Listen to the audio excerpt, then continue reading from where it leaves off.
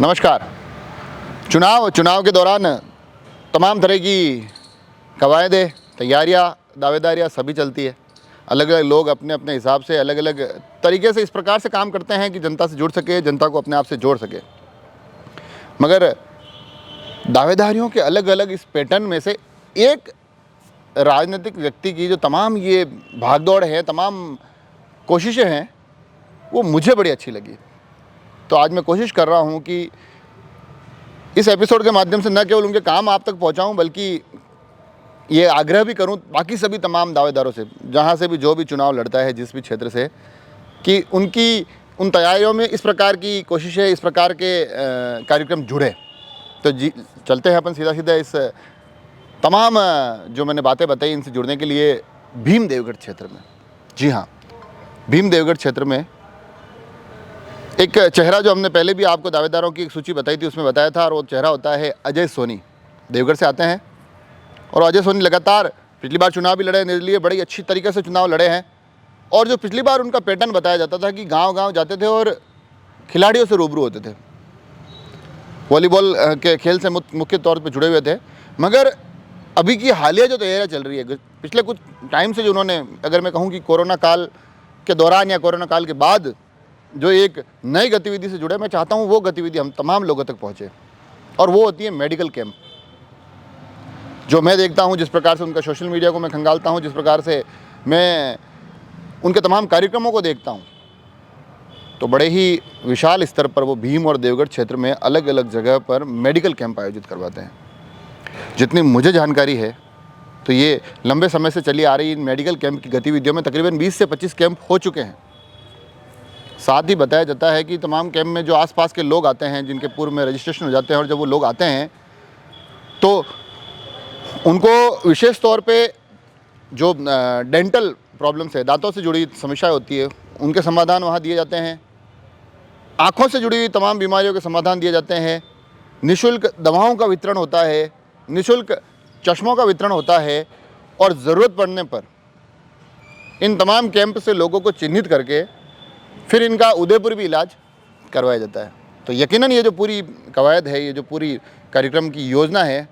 वो ऐसी है कि चलिए जो जिस पार्टी से दावेदारी कर रहा है करे, मगर ये कोशिश, ये कार्यक्रम, मुझे लगता है कि हमको इनकी सराहना तो करनी ही चाहिए कि भैया ये काम तो बढ़िया हो रहा है। और जैसी जैसी मेरे को जानकारी मिलती है, तो बताया जा रहा है कि इसमें तकरीबन 10,000 से भी ज़्यादा लोग, आंकड़ा हालांकि हम इसकी पुष्टि तो नहीं करते हैं, मगर एक अनुमानित आंकड़ा है कि 10,000 से ज़्यादा लोग इसमें लाभान्वित हो चुके हैं। और इसमें दांत और आँख के अलावा समय समय पर जो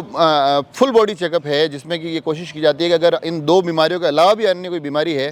तो उसका भी शिविर लगाया जाए, उसके भी कैंप के माध्यम से उसकी बीमारियों को चिन्हित किया जाए, उसका उपचार किया जाए, दवाएँ उसकी उपलब्ध करवाई जाए, और या फिर आगे की कवायद फिर उदयपुर अस्पताल से जोड़ी जाए, हॉस्पिटल के माध्यम से इन तमाम लोगों को लाभान्वित किया जाए। अलग अलग समय पर ये लगने जो कैंप लगते हैं, क्योंकि कैंप लगना इतना आसान भी नहीं होता, इसमें कई प्रकार की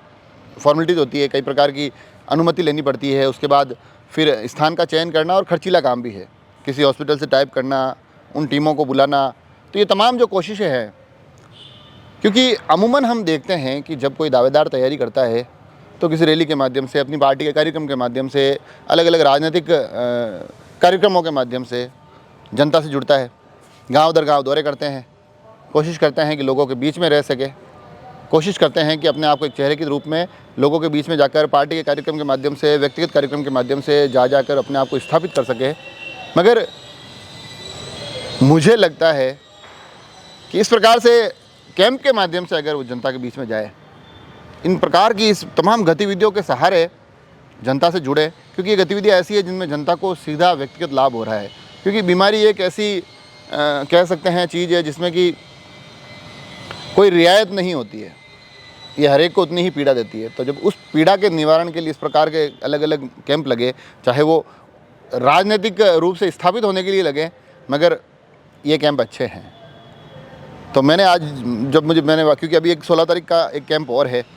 तो जब मुझे इसकी जानकारी मिली तो मुझे लगा ये जो कोशिश है, ये जो श्रृंखला है